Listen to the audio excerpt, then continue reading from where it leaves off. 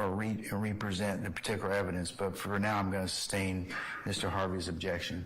So, Your Honor, as it relates to, there were a couple of things that we'd like to say. First, thank you, Judge, for the,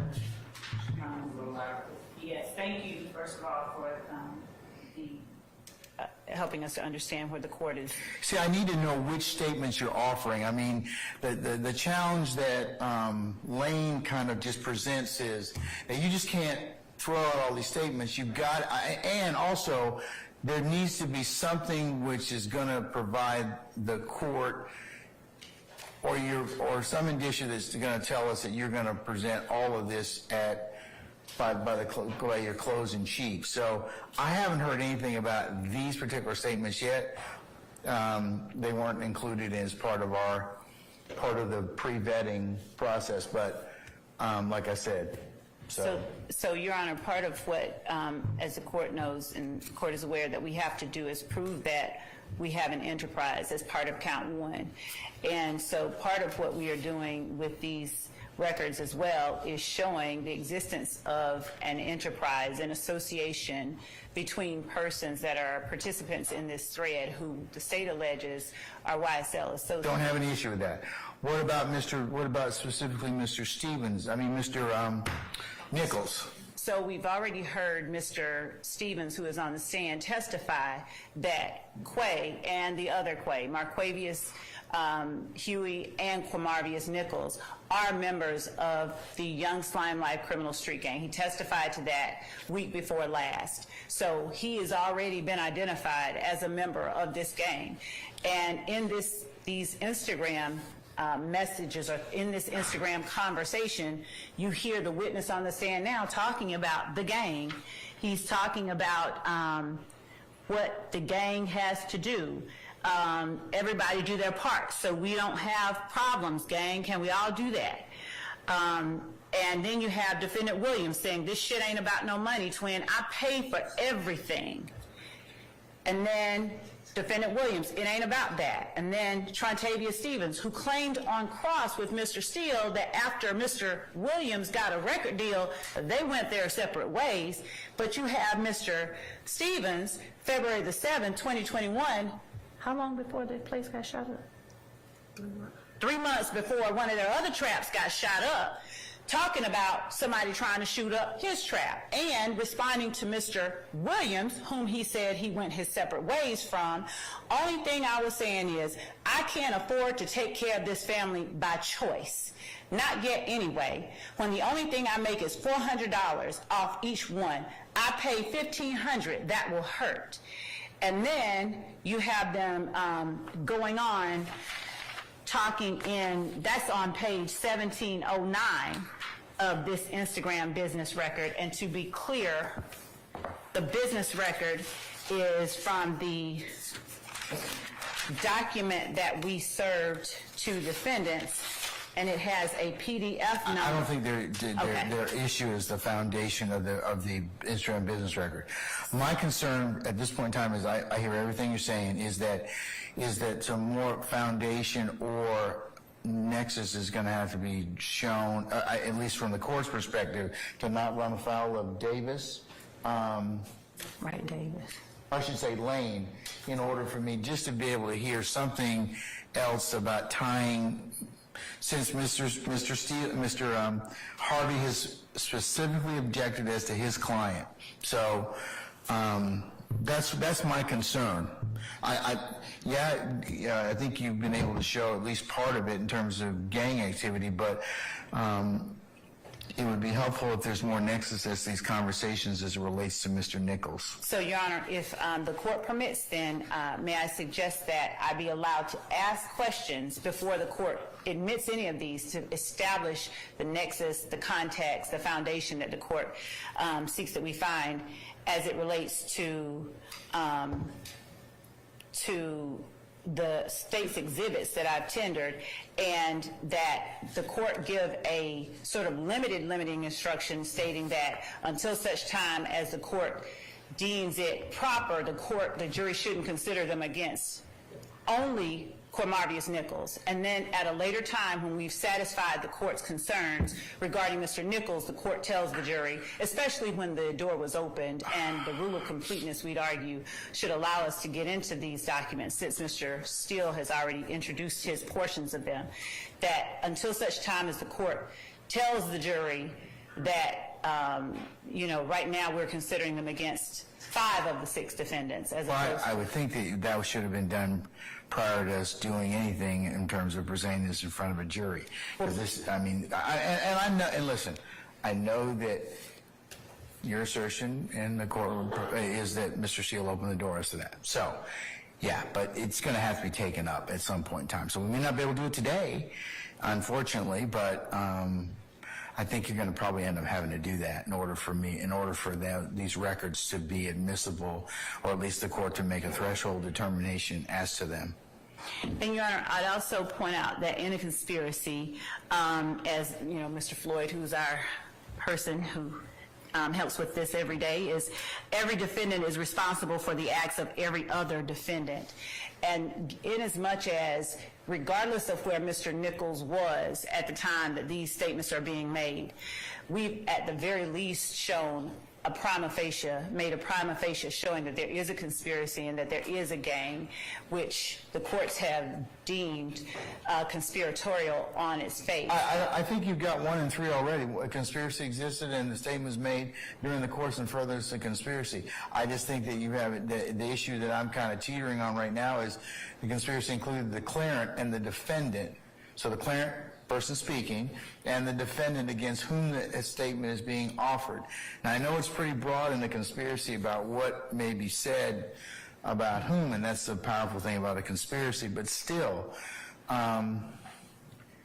that's where, Wayne, kind of cautions me about that. So, that's why I'm saying that you may need to kind of just put on a little bit more, show how you've met the second prong, which is the conspiracy included the declarant and the defendant against whom the statement is being offered. And that's kind of what we were trying to do with the 801D3 issues, is to kind of parse out which ones or which statements are... You find something funny, Mr. Short? No. Okay, all right. Just want to make sure. All right. So that's kind of where we are. So that I'm clear, the court is it the court's instruction that we need to show that that Mr. Nichols was a part of the conversation, or because as the court has reminded us many times, the defendants, as with each of the alleged overt acts in the indictment, they don't have to be a part of every overt act.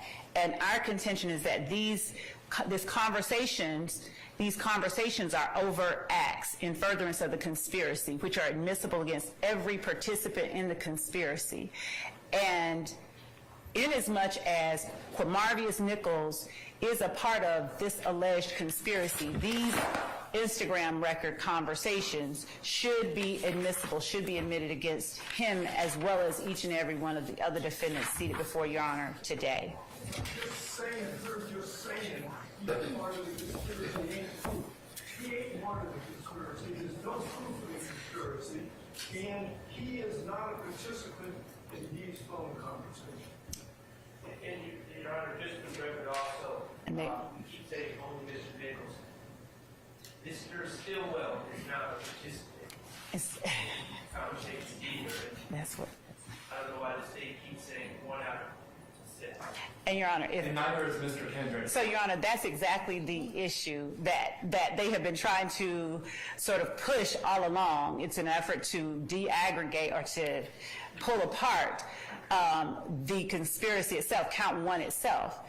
And in a circumstance like this, in this type of case, that is why we have the laws that we have. They are quite liberal, they are quite broad, and they are meant to reach beyond the contention of defendants who want to assert, well, I didn't have anything to do with that act, so you can't hold that against me. I didn't have anything to do with that one, so you can't hold it against me. This is exactly the type of circumstance that the Georgia RICO laws were designed to encompass. And for that reason, we are asking that the court allow us, prior to the jury being sent home today, to get into these these conversations by the witness on the stand, the defendant Williams, Wooney Lee, who's also on the indictment, Antonio Sumlin, who is also on the indictment, Marls Farley, who's also on the indictment, all of these members of YSL and associates of YSL. This is, if they were able to make the type of argument that they are attempting to persuade the court about now, then there would never be a place or an instance for this type of action to be brought, because that would be the argument that would allow them to escape being held responsible for acts of these natures. Allow the state to eliminate their burden of proof beyond a reasonable doubt. That's what the state is asking you to do. It's a matter of proof. Not at all. It ain't a matter of say-so. You can say whatever you want, but the proof comes from the witness stand, and the proof comes from the admitted evidence. And, Your Honor, we would argue that this is admissible evidence, and it is what they are arguing goes to the weight, not its admissibility, and that they can cross or not cross or argue in closing that their client wasn't a part of the conversation, but that's their right and ability at every juncture with every piece of evidence. They have done it thus far. They have attempted to cross every witness. Was my client there? And this is exactly what can be done here, and this is exactly the exact type of evidence that the state has offered previously. The court has found admissible, and that our contention is that the court, in this instance as well, should find admissible against every defendant seated in here right now. Yeah, except for Without more, actually, because we have shown the Hold on, I can't listen to people simultaneously, so. the same thing all day long. without more, because we have made the requisite showings. Except for the fact that I didn't cross. It I doesn't didn't matter. make an opening argument, and I didn't cross this witness. So that is a distinguishing fact. No, it is not. Sorry, I get the floor now. I get the floor now. Okay. That's a distinguishing fact, and it's still a matter of proof. A say-so, an argument, doesn't meet the state's burden of proof. It's as simple as that. Well, it wouldn't, Mr. Harvey, with all due respect, it wouldn't make a difference whether or not you crossed them or not. It's a conspiratorial statement. That's what they're offering it for. So whether or not, I understand what you're saying, but I don't think that will affect its admissibility. We're on redirect. We're not on... Again, remember, there's no scope rule in Georgia state courts. There's a scope rule in federal court, okay? We're not there, so... There's no scope rule on cross. I'm not so sure there isn't a scope on redirect. It's not. There's plenty of case law that talks about you can get into just about anything you want to, even if you forgot something, and it's broad discretion on the court to determine whether or not you're gonna. Exactly. Yeah. Discretion of the court. Yeah. Okay. Anything else? Your Honor, excuse me. Hold on, Mr. Harvey. Anything else, sir? No, sir. Okay. All right.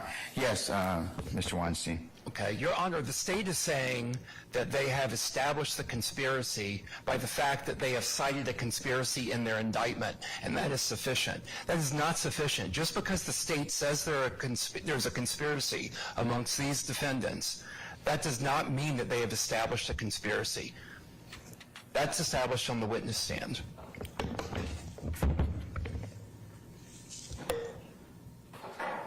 In response to Mr. Weinstein, I'm not sure where that comes from, but we are not asserting that because there's a conspiracy count that we've established it. The court has heard the evidence that has been presented thus far, and based on that evidence, we believe that we've at the very least made a prima facie showing that a conspiracy exists.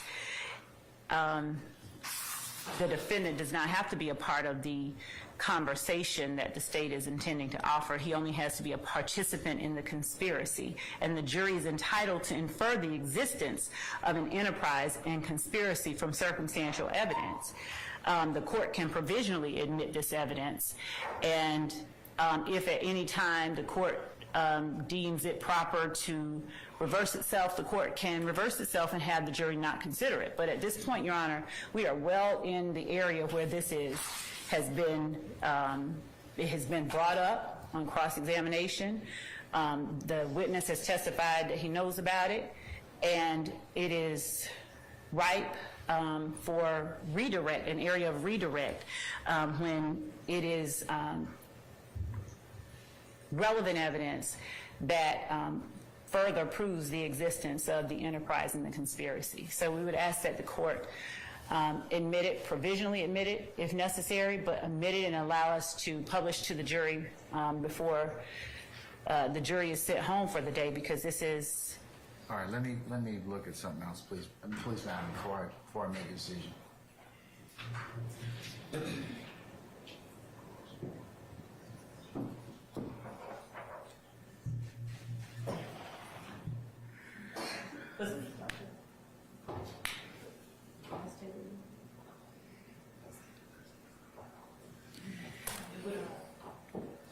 We began looking back through them, I would say, at the end of the day on Wednesday or Thursday, whenever the last day Okay. was we had court, we've All right. been looking back through them.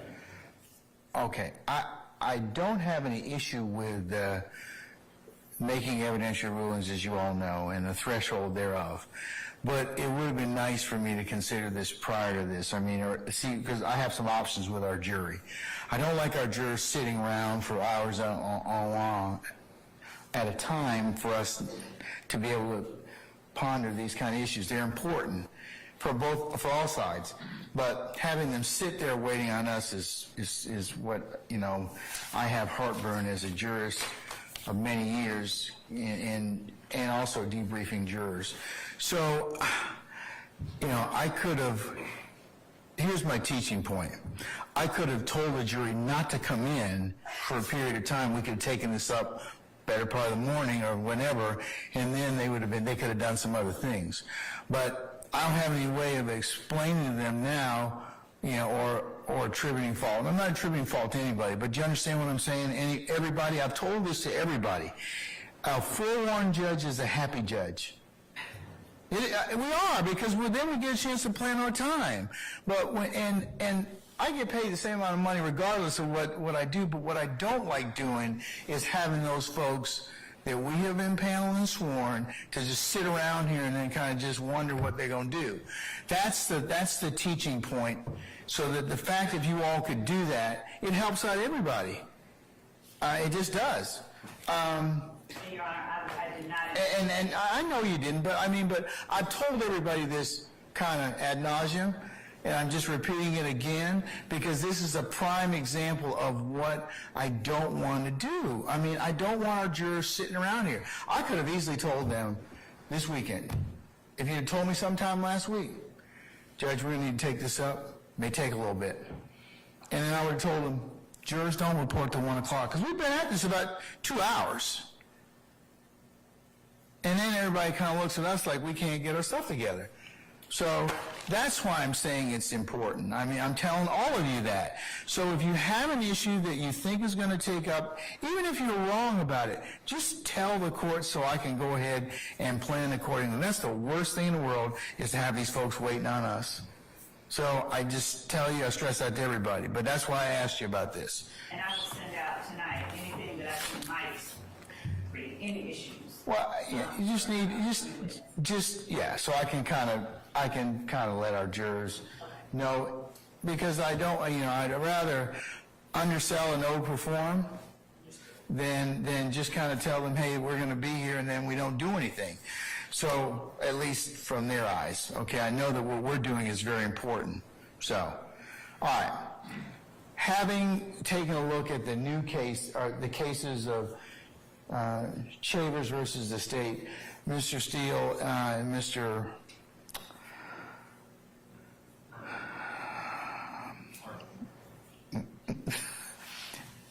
and And Mr. Sharp,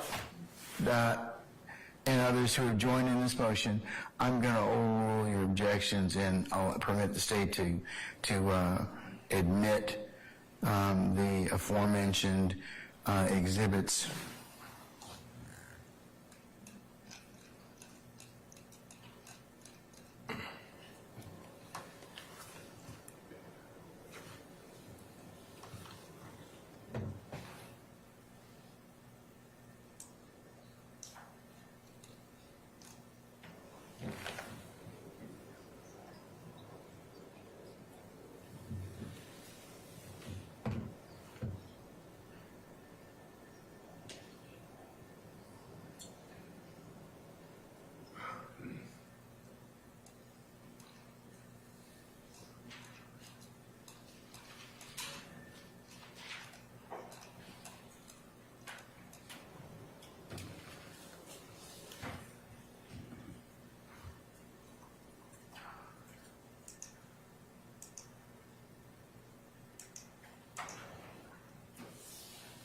And those being 21 uniform, 22 uniform, 24 uniform, 25 uniform, 25 uniform Bravo, 31 uniform, 32 uniform, 33 uniform, 34 uniform, and 35 uniform.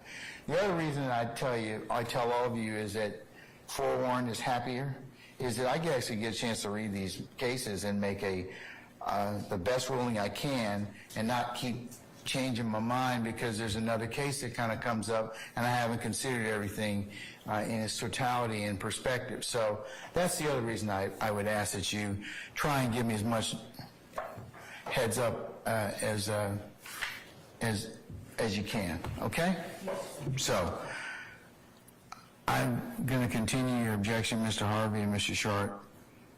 Does anybody else wish to be heard on this issue?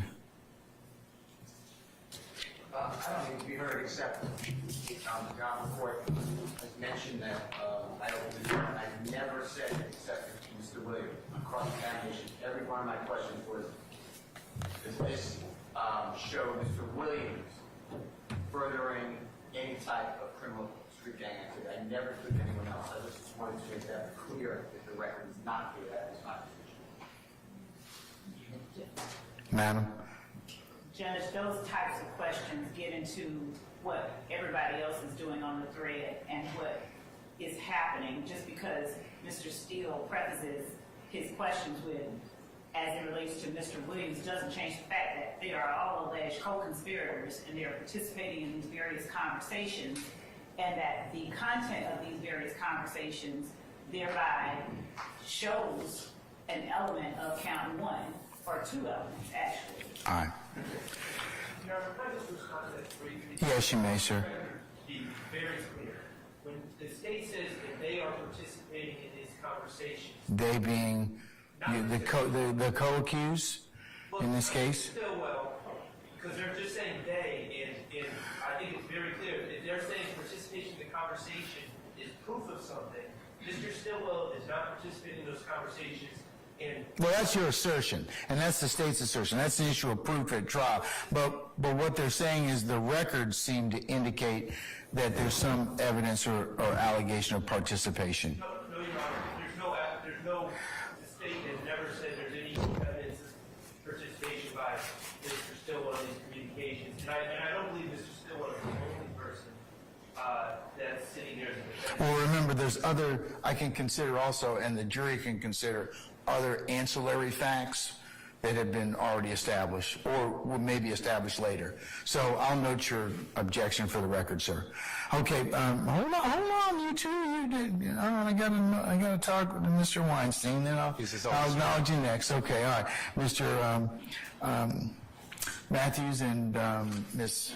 D. Williams, you'll go next. Okay, go ahead, sir. Yes, Your Honor. 35U. I just want to be clear. Is that the Instagram post from Martinez Arnold? Because I want to make sure I'm talking about the right exhibit. No.